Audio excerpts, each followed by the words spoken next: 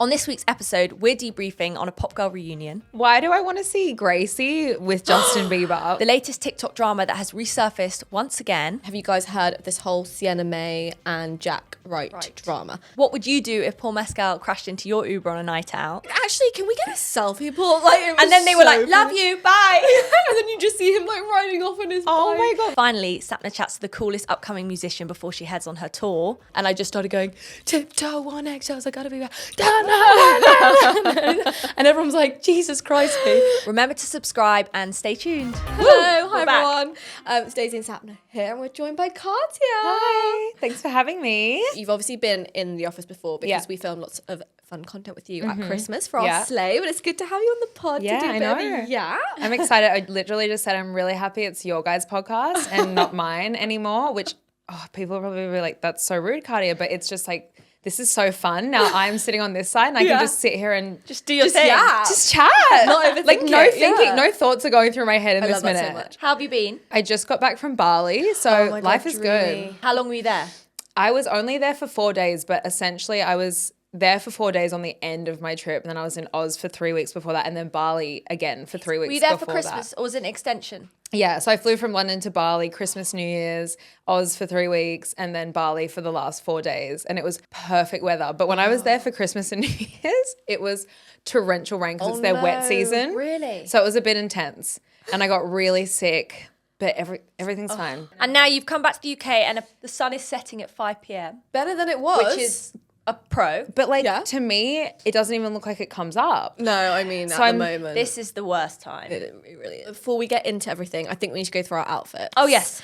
Which also reminder for everyone who's listening, not watching, we also film our episodes. So go over to YouTube if you want to see bonus content like our outfits, which we're going to go through now. Cartia, do you want to start us off? Jeans, free people, jacket, free people. Okay, how do we say chop? I'm going to butcher it, but it's like in my brain, it's like Chopaweva, Lunaveva. Oh my God, Luena. I know the second one is Luena, but the first one I can't say. which you can't Chopaweva. even see, but I've got like two fun, like Love. different colored So cute. sleeves. Like it's all going on. What do we have? Blue on this side. My jacket's really covering everything. Days, what you wearing? I've got full Zara today. I've got a bright sort of cobalt blue rugby top-ish with a collar, Zara pinstripe navy trousers, and then I've got my brown suede alohas, which are getting a lot of airtime at the moment. I really Yeah, like I love those. the I want brown. some suede trainers like that. Yeah, there are a lot of sort of Miu Miu dupes out there at Yeah. the moment, aren't there? What are you wearing today, Sat? I've got a H&M blazer, this little baby tee, Cute. which I think is from Etsy actually. Yeah. Some Zara trousers and my mango loafers. Please, fill us in. How was New York? New York was so good, but again, the jet lag, so I had to sort of keep my eyes peeled open during work yesterday. But then I had a full night's sleep last night, and I'm back, So you're Wow. back with in it. swing. No, that red eye gotta flight do is that. criminal. Savage. You just don't feel like a human. And the room goes, wow, wow. But Cartia, tell us a bit about your journey on like social. Obviously, you're from Australia. Yeah.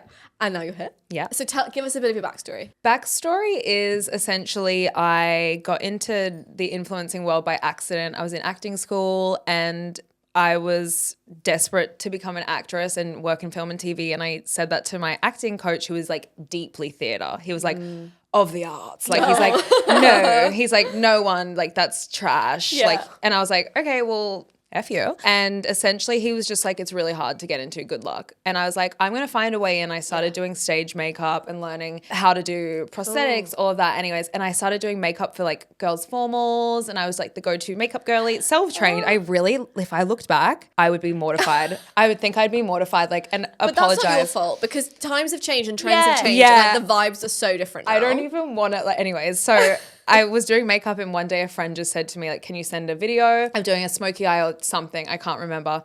And it was too big to send by email. So she was like, post it on YouTube. And I was like, okay. Had no idea. And it went public. And like, that's how it started. But why did I post way. the second or third? Don't know. Because you knew. I just in your gut. was like playing around. And then the third video went viral. It was like a Kylie Jenner. Amazing. That SEO. I was just about to say. Literally, that one video What just... did you wake up and it had? Yeah, I just had a lot, but I didn't. Genuinely, my brain was just like, like I had no thoughts of it. Because back then, this was 10 years ago. This was when I was 14, 15. Yeah. And then it just kind of went on from there. And I went more into like lifestyle. I was kind of like the music festival boho girl in Oz. Clearly nothing's really changed. Like this is just the same really. And from like all your years of being online, obviously there's so many like pros, but there's also obviously lots of lows. And has there been anything that you've had to kind of overcome or go through from being online? Has it been quite like a happy, posy journey? Or? Yeah. I would say I was so lucky, like touch wood, for most of my career online, that I just had the most supportive, beautiful community. And the worst thing that people used to say when I was younger was like, oh my God, her eyebrows are so thick. Like, wax your eyebrows. If that's the worst you got, that's great. So that was like the only thing. And I felt really lucky for that. And like my community is really beautiful. But I would say more so lately as I'm getting older and wanting to have more privacy in my life, I think just when you're posting relationships or this or that or like breakups and everything, it's just a lot having everyone's opinions and assumptions about situations that you like desperately want to be like, well, this is the truth, but you can't. It must be so hard having to bite your tongue sometimes in those situations. Yeah. Well, I actually feel like, because there's quite a few like pop culture things that we're going to chat about in Hot List, and I think you'll have a really interesting perspective on it just because of how online you've been throughout your life and probably been through similar things. Absolutely. And I feel like there's a lot. I was talking about this earlier. I'm shocked at how cancel culture's revving up so much. Like, I'm scared to be online right now. It just takes that one situation, doesn't it? And your whole career can be tipped on its head. I think I'm seeing really just how quickly, people can just turn against you when there's enough people. And there isn't necessarily the second side to the story. No, and there's not facts either. It's just there's no facts. An overwhelming opinion on one thing, and people are like, there's but do you think that's people's desires to just be involved and have their opinion? I feel like people just love to tear people down, truly. So when someone who's been like idolized online maybe for a long time slips up or does something, people are like, like, well, we got you. Yeah. And then like in the same breath, they can come back and people can love them again. You can learn from your mistakes though, and that's life. You make mistakes. So I would just say, essentially, I've been lucky, but lately I'm seeing the scary side of it. That is definitely, to me, it makes the whole thing really disheartening, because I'm just like, I got into this by an accident. Like, it wasn't really a plan, and now like everything that I do can just be twisted and misinterpreted, or people just really can be like, oh, this is what happened verbatim, and you're like, no, that's actually completely false. Well, this leads us on quite nicely actually to our hot list. So let's move on to the hot list. The first thing, actually very connected. Have you guys heard of this whole Sienna May and Jack Wright drama? The TikTokers From a while ago. From like ages ago. Yes. Okay. 2020. Yes. For context, for anyone who doesn't, so they were like a big TikTok couple back in like But they COVID weren't days, actually a couple. But they weren't actually a couple. And they basically went through like a really public breakup whereby he essentially said that she sexually assaulted him. And it was this really big thing on TikTok. Big, long YouTube video. He sat down, accused her of multiple things. Yeah, and she was essentially completely cancelled and kind of disappeared for like 2 years. And she very recently, I guess with the whole TikTok ending thing, came back and sort of shared her whole story on YouTube and basically set everything straight that actually none of this happened. It was just a situation where she couldn't, like you were saying, like there was no way to clap back or say anything because it had just spiraled out and of control. She did very well to stay silent for that long. Especially with those kinds of claims, which I do think in the background they were dealing with it with like lawyers and things. And my mouth, I'm just here like,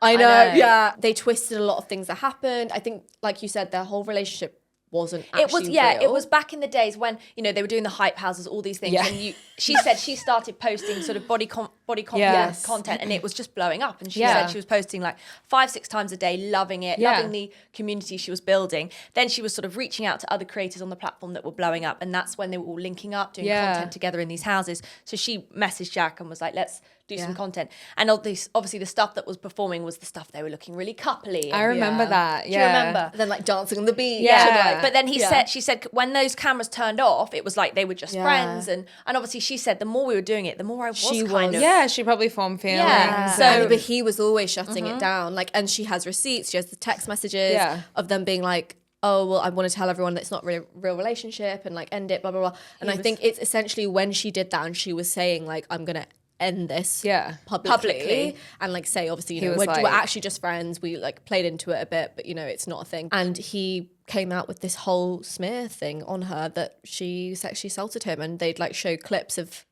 like them at parties and stuff and just twist the narrative to something it wasn't. And But one thing I really respect, she did not say anything about his character. She probably could have spoken about all the issues he had and and he really did X, Y, Z, exposed him. but she really didn't. I think it's just come like that time has just given her this like space to heal almost. Like she's come from a place of like I'm over it, but I need to set the record straight. Yeah. I don't know how you would stay silent for that long. I'd be like, let me at him. I know. Yeah. And again, it's that example of we never knew her side of the story, yet people were so quick to jump on her. It's crazy. And I feel like social media is just changing so much. The influencer world's changing so much. It's become like a reality TV thing 100%. where there's just so much about the gossip of it, this, that, and everyone wants to know everything. But some like influencers, that's their brand. Yeah. They brand themselves off having drama and things are publicity stunts or this and that. She was like, I don't know for a fact he earned this amount of money, but based on my like YouTube stats, I believe he will have earned somewhere between £40,000 to £100,000 off that video. It got thousands, And that's millions on of basically views. telling lies about someone and ruining their life. She should sue him. Well, but the fact that kids under the age of like 20 are having to get defamation lawyers in. Exactly. But also this actually brings us on to something else that we were going to speak about, which about sort of like the way that social media is going and the wrong impression that young kids are getting. This whole thing that's happening at the moment with Bonnie Blue and Lily Phillips.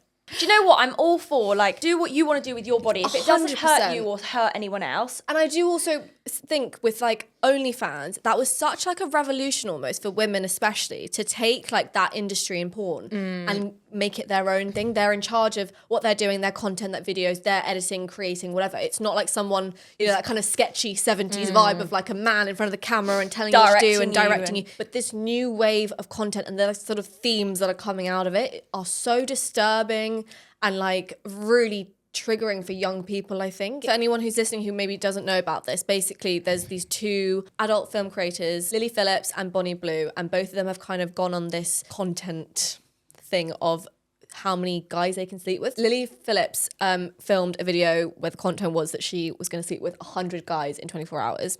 Bonnie Blue then almost Trumped it. 1,057 guys in 12 hours. And basically this is like the sort of theme that's coming up a lot of like this sort of challenge aspect, but also there's like another really sketchy part of this where she's sort of like, leave your wives, leave your girlfriends. We're pointing the finger at the girls, but also who The are guys, these these blokes? men that are doing it. Who are they? Why are they queuing up for this? And there's like obviously like, you know, a sexual awakening, whatever. If you want to sleep with lots of guys, great. Yeah.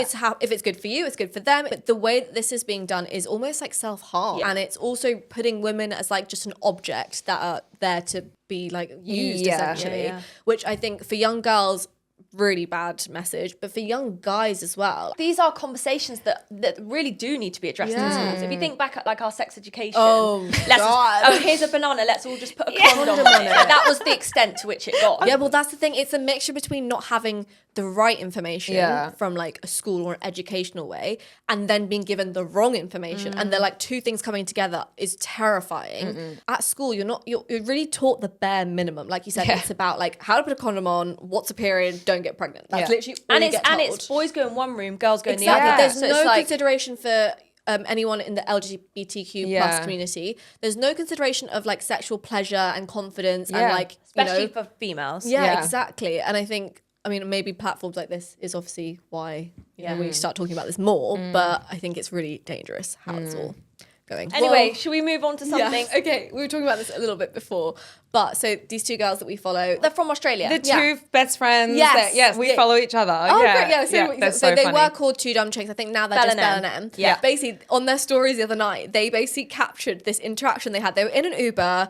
It was like 3 a.m. It was literally 3 a.m. And Paul Mescal had bumped into them on a bike. Well, I think actually crashed Into them quite hard. And it's so funny because it's like you can't see him because they were trying to obviously do it a bit low-key, not film his face. But it's their whole conversation is like, no, you didn't hit us. It's He was fine, going, I'm so sorry, I'm so sorry. Like, if there's any damage, they were like, it's fine, Paul. Yeah, it's fine. Like, actually, can we get a selfie, Paul? Like, it was And then they were so like, love funny. you, bye. And then you just see him like riding off on his bike. Oh my God. It's hit the papers. So they saw. screenshot today being like, we've manifested it because a year or two ago, they're walking around Hampstead, like manifesting that we'll bump into Paul Mescal. Oh yes, because my remember there's that whole thing God. that he like ran away from a girl in the park. So that is the funniest. But if I was a celebrity, I feel like that is just would be the funniest thing for me. I'd be like, yes. Like if I was like ran away from a guy on a date, I'd be like, that's a great tabloid. Like that's just so funny.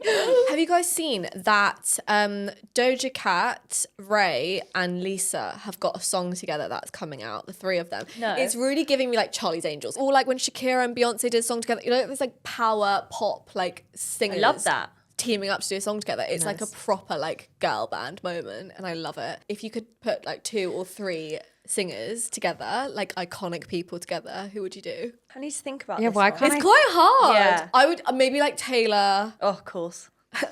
Sabrina, Yeah. Gracie. Okay, that would be That's cool. quite like quite of the doable. moment. I feel like that would happen. Why do I want to see Gracie do a Justin Bieber? Like my I don't know why. gosh. They're so different, but I just feel like That would be a moment. something would be really satisfying in my ears for that. Yeah. Gracie's like kind of too cool, like a bit too cool though for JB. No, I kind of see it though. Gracie and like James Blake, if I was to be like cool, okay. like very Yeah, like Yeah. I feel like it needs to be like Sabrina Carpenter and like a rapper.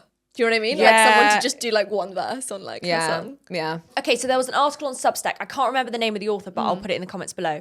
She said, today everyone and everything is always available and there's nothing less sexy than that. There's no chase. Our phones don't allow us time to dwell. For example, why walk into a store in Soho to see what's offered when you can scroll online? Why go to the library to find a book about a topic that interests you when we can literally just look online and then move on? Yeah. Like, why has the internet made everything so unsexy? Yeah, that's so true to be fair. It's almost like everything's a bit too accessible. You can't daydream about your crush because you can literally just go and have a stalk. It's so bad. I was thinking about this weirdly this morning when I was up at 3 a.m. because I used to spend so much of my spare time like writing, reading, and doing a lot of exploration, and the content I was consuming was much more meaningful. I feel like I'd watch that one video that really stuck with me. Yes, and you'd remember it And forever. I would remember it, and it would be like really inspiring to me to rewatch that one YouTube video and stuff. And now I feel like it's just, I watch so much in a day and I'll be like, oh, for like a second, that was inspiring. And then I forget about it and I'll save it, but I'll never look at it again. And same with like, I don't know, it's the mindless scrolling. We're searching for so much inspiration. We're still trying to get that, but sadly it just doesn't stick like how reading a book would, or going on a adventure to the bookstore, or like going and physically shopping. I'm so old school. I barely ever online shop. There's like the thrill of it for me, walking out, like paying for it, doing that whole thing. I'm still so like that. So please don't get rid of physical stores. Please. I love going to the cinema. It's my favorite thing in the world. Now though, it's all snippeted up onto TikTok. You don't even need to watch. I the I know, you could See literally the watch best like bits. 20-part thing And of it just ruins one it. movie. It can ruin it for you like that. Apparently, there's some fact that we consume so as much sort of information as someone in the olden days would have done in like a whole year, Yeah. but we consume it in a day. Oh my God. I'm not getting that much smarter from it either. No, I think like, it's making rotting me me. stupider, if anything. Yeah. All I force myself to do now is at least like once or twice a week watch a full movie, which like helps with your. think I could. I can't. I'm like Is that trigger not screening. crazy? To be fair though, when you're in a cinema, It's easier because do. you put your phone away. because I did that last night when we went to see Bridget Jones. I was like, I can't remember the last time I put my phone down and like just watched one thing. And even when I was like kind of fidgeting, like, and then you kind of just get used to it. It's so bad because I used to watch a movie every night after school. Like I'm such a movie head, cinema freak. That gave me every source of inspiration I had for my whole career. Like when I made YouTube videos, editing, whatever. And so now I'm like, Cartia, it's pathetic. Watch at least one movie a week and read before you sleep. So I'll like put my nighttime mode thing's great, and I just put it on the other bedside table, and I always have my books piled up. Even if I read one page, I'm like, this is gonna you sleep so much better. I bet. It just like puts me straight to sleep, and you just feel a bit smarter, and you're learning some stuff, and it's so, everyone says like it is really bad. It is so It's bad. addictive though. Like, So I cannot addictive. stop. You know that thing when it's like it's like honestly. 10:16. I'm like, oh, I've got till 10:30 now. Yeah. As soon as you go past it, you're like, I'm still going. Well, no, because like sometimes I'm just doing it and I don't even notice, and Ryan takes the phone out of my hand, and my Yeah. hand is like this, like stuck in a position of like scrolling. Like I'll still be I've like this. fallen asleep before. Yeah, mid literally TikTok. like that. But when like evolution happens, kids are gonna be like this. No, Their this is hands why, are gonna be guys. like, This is why our fingers are like that. yeah, there's like grooves There's- in my fingers. I Oh swear. my God.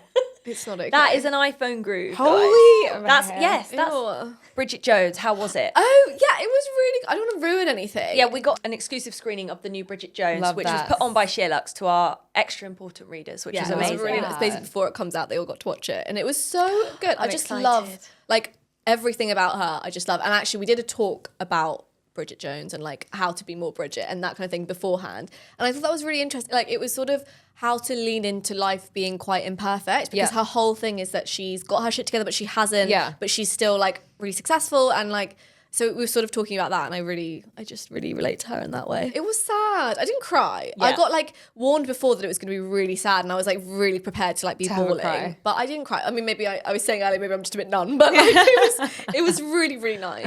And Leo Woodall, oh god, Is he good in it? he's so good. I meant more that he's just so fit, but like he's really good. Well, although sometimes his character is more attractive in certain films. I have the funniest story about Leo. Go on, tell us. I was at Glastonbury and we were like kind of hanging out in the same area, and I was walking through the campsite. I see Leo, and I just finished watching, what was the show? One Day? Yeah. So his head is like in my my head a God. lot. It like stuck to that it's film. stuck. It You did know, something to I had us. just finished it. And I see him walking, and we walk like this close, and I go, hey, as if we're friends. I love the confidence. I looked at him just like, oh my God, hey, like thinking like, What was his reaction? he was like, hey, like I was like, and then I was like, wait, I don't know him. How do I know him? Why is his face so familiar? And then figured out who it was. We just go to class. We need to be there. I need to go this year. Have you got tickets? I just No. sit still and wait. Yeah. I sit It'll still happen. and I wait, and somehow It comes. the Glastonbury fairies provide.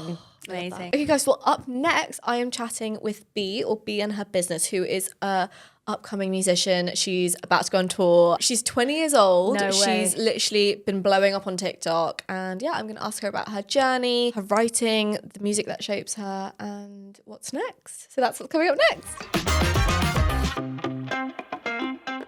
All right, guys. So we are with B now, and we are going to start at the very beginning. Where did you first like find your love for music? I feel like a lot of people who sing and do music, they were like, when I was little, I was like performing in front of the whole family. Like, were you that kind of person as well? I was like 9 years old, and both of my older siblings, my older sisters, they sung, and they'd always sing in the car, and they kind of, when it was always like Radio 1, all those like massive pop hits. I'd be like, and they know every single word, and I didn't know the words to anything. And I was this like jealous, like younger sister, like, I want to be as good as them, because they like knew all the words, and they could sing really well, and they all sounded really good.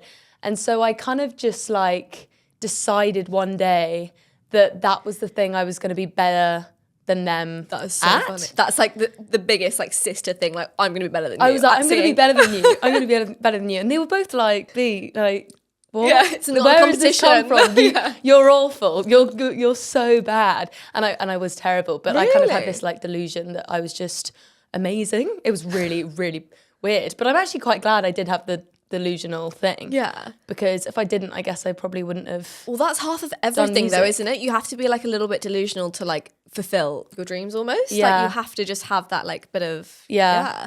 But in terms of music and growing up, so when you were in the car with your sisters and they were listening to like the pop music, what kind of music were you listening to? Was that not your vibe? Well, I would just listen to my Pink. I had this like Pink CD player. Okay. And I had the Carly Rae Jepsen record. Oh, banger. Yeah, absolute banger. I had the Jedward, and I had Christina Perri. Oh my God, okay. And Jar of Hearts is like, I feel like Jar of Hearts is everyone's jam. 100%, that was everyone's like awakening of like Everyone's awakening like, wow, I have to be a singer one day because like Jar of Hearts. But like, yeah, I performed Jar of Hearts in so many school talent competitions. Really? That is like such a core memory. It was like when your parents aren't there and you're on your own and you're like, okay, I'm gonna sing into the phone. Jar of Screaming. Hearts. You put the karaoke on, it's like King Karaoke. Literally. Play. Oh my God, that's Here such we a core go. memory. But how about now? Like, what kind of music has your music taste changed? Is that still like your vibe? Are there any artists or songs or things that you really love at the moment? I love artists who are just funny and like quite witty and like have this like brutal honesty in their songs. So it's like a lot of Remy Wolf at the moment. Lola Young, obviously, is having like huge She moments. commented on our post the other day. We were like, oh my God. Oh my God, she's so cool. MIA, love MIA. Throwback. This morning I was listening to Lord's first EP. Like that Lord first needs EP to is come out so with good. the new album, I honestly. know. She like drops bits and bobs and then just like goes. And then it's just like, see ya, I'm gonna live my life now. I mean, fair play to her.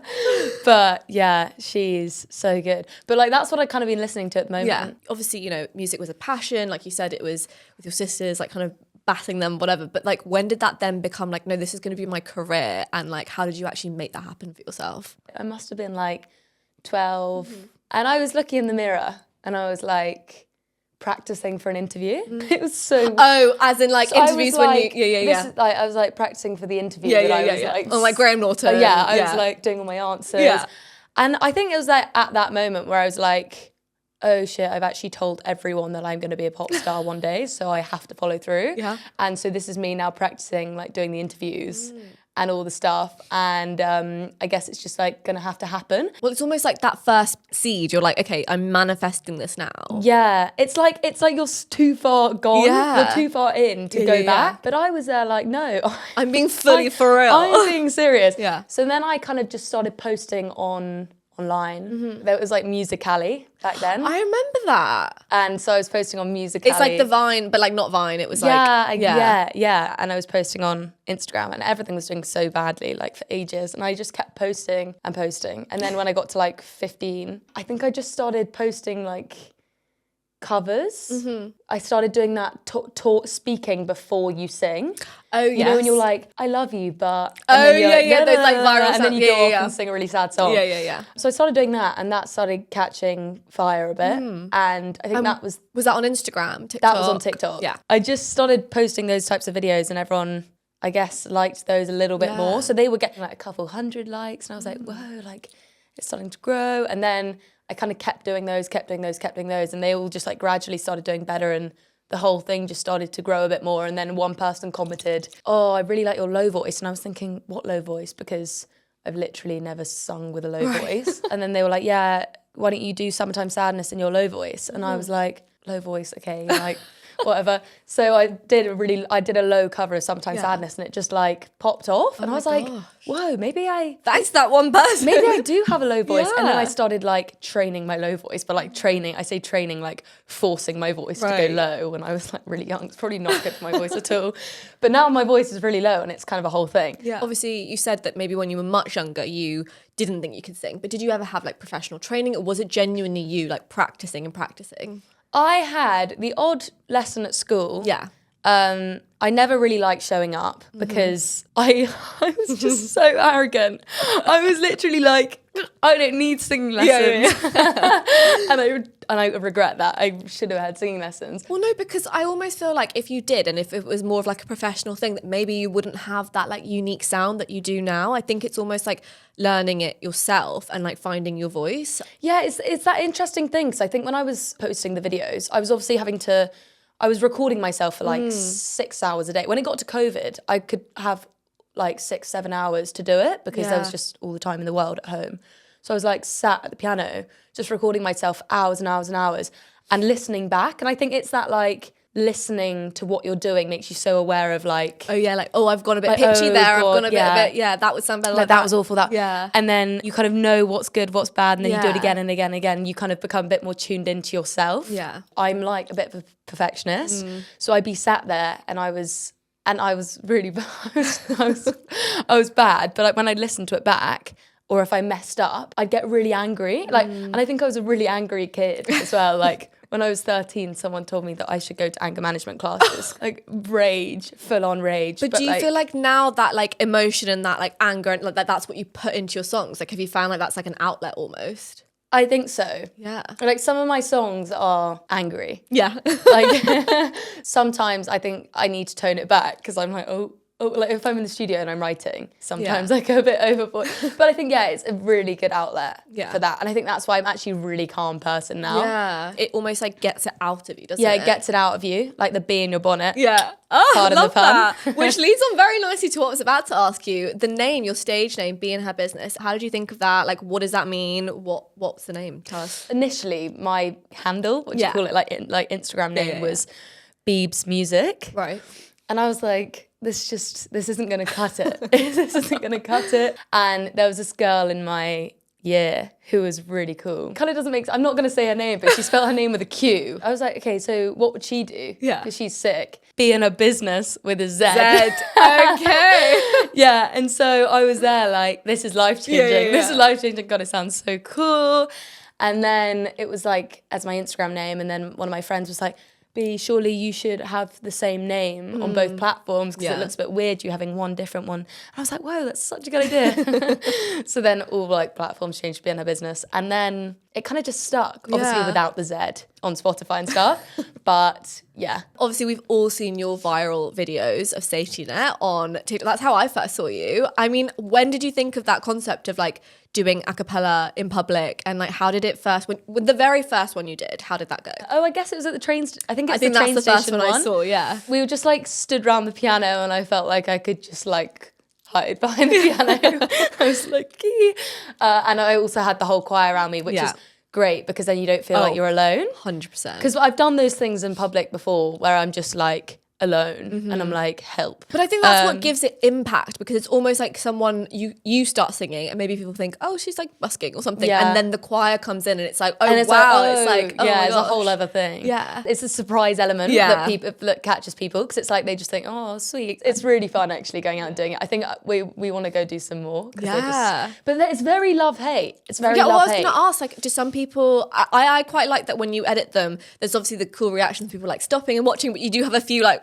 side eyes and You like have side but that's eyes, what makes side it quite eyes. funny. Yeah, I know it does make it funny, but I think it's interesting because I find it really funny putting captions on people's reactions. Obviously not like offensive captions, but something like I just had a really, really long day at work. Like I just want to get home if they give me side eye. And people hate it in the comments. They're like, you can't tell people what they're feeling and stuff like It's that. just a bit of fun, hun. It's just a bit of fun. I'm just trying to have some fun. And tell us, what have you got coming up? I'm going on tour with the Wombats. Oh, yes, I in saw that. Australia. There's 6 shows I'm doing with them and then 2 of my headline shows, which is really That cool. is so exciting. And how about any new music or things coming out soon? Oh, I actually had a song out on Friday, which is called We're Not the Same. And that was kind of all about like this toxic, this friendship that I kind of like grew apart. That was one of the things where like I was actually kind of angry going Right, to that was the studio. really angry paragraph And it was that the you'd really written angry out. paragraph, and like the whole pre-chorus was literally written before, and I just went in and I just started going tiptoe on eggshells, I gotta be back, and everyone's like, Jesus Christ, me, like what are you on? And I just met the people I was working with for the first time that day. That was our first impression of you. That was their first impression of me, and they were probably like, this girl is a psychopath. But it made for a great song. Great song, hopefully. With that, because you were saying obviously the story behind that is a friend who you grew up with, how do you feel about them listening to that and like knowing would they know it's about them? I don't know, I kind of drew it on like a really old friendship. Okay. Like drew it upon a really old friendship and I kind of blew the whole concept up. But it was kind of quite a long time ago. So I don't think they'd think, oh yeah. You're going to have a DM like, is this about me? Yes.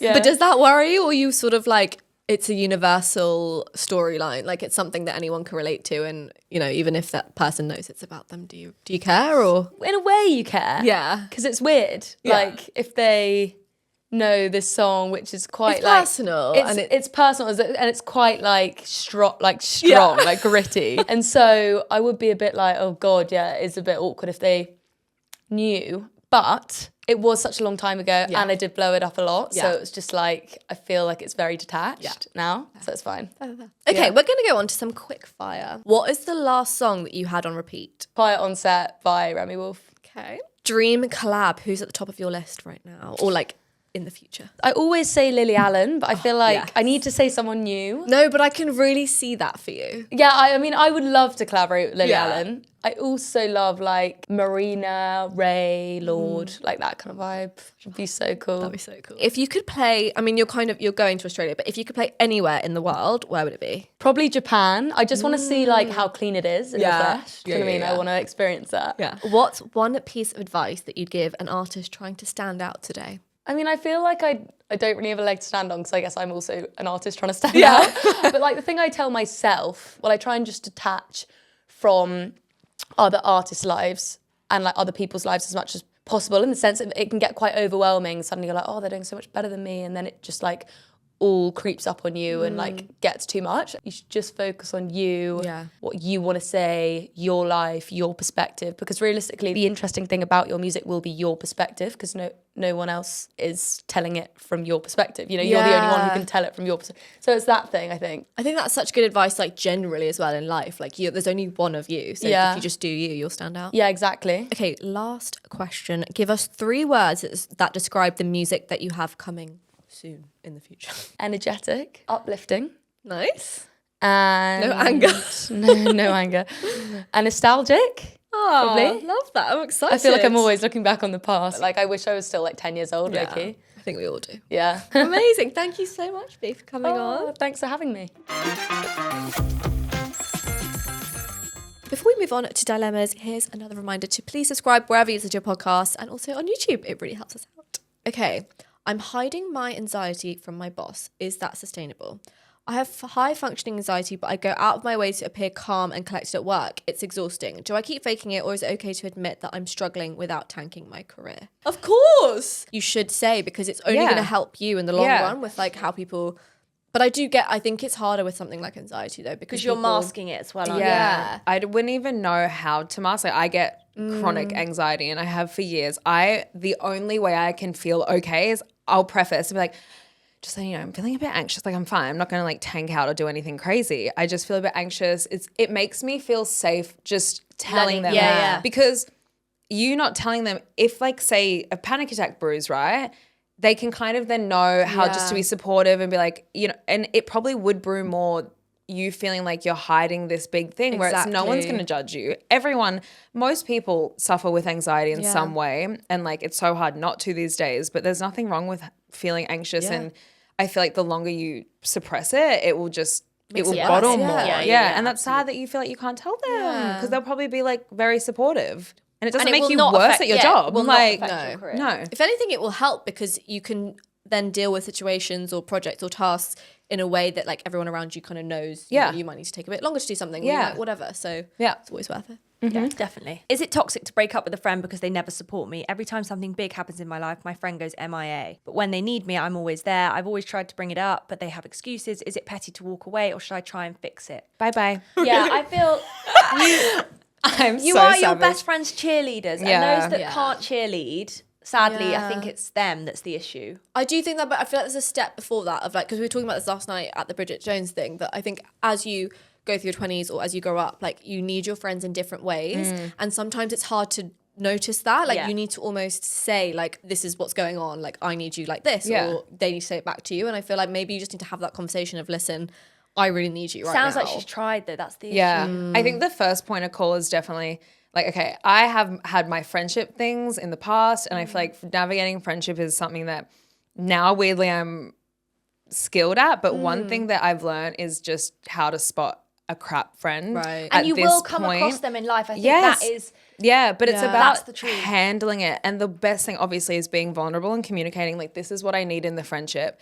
You can have that conversation, but the sad thing is like, even for me in friendships, I've had conversations where I've said exactly what I need. I've asked them what do they need. But if you have to have that conversation over and over again, you're asking someone for like things that make you feel good, especially if you're showing up so much and they don't meet you there or they have excuses, that's not really someone that you need in your life. No. Like it's, especially if she's saying like she's showing up constantly and being supportive. I think it shows so much jealousy if a friend is then like, just like, yeah. I'm so happy for you. But it's like that thing where they're not liking your photos or they're Yeah. not doing little things to support you. Or, hey, I saw you did that thing for work. Like, how did it go? Or showing interest. To me, I would just be like, Bye. yeah. What for you is like a red flag in friendships? Disloyalty. People that just don't have your back. I think I'm a Leo. Like, I'm just like... Same as a Scorpio. They're quite similar. So loyal. And I think that's the one thing. A friendship to me is like a relationship. So you have to just like have that person's back, like through thick and thin. And obviously if they do something crazy, you're not gonna, you sit them down and say, girly, settle pedal. But I think loyalty is such a big thing. I think that, and also definitely the support thing, like just being encouraging and being genuine, just knowing there's space for both of us in this friendship to grow and thrive. And I always think if my friends are doing well, I'm doing well, because you're only going to just grow together and help each other in that journey. So yeah. That's really nice. Yeah, That's really nice. Well, thank you so much for coming on the pod. Thank you for having me. Good chat, good yap. Yes, yes. But as always, make sure you please subscribe wherever you listen to your podcast and on YouTube. And we will see you very soon. Yeah, you'll have to come back. Absolutely, absolutely. See you at Glasgow. Yeah, hopefully at Glasgow, waving it every. Bye. Bye. Bye.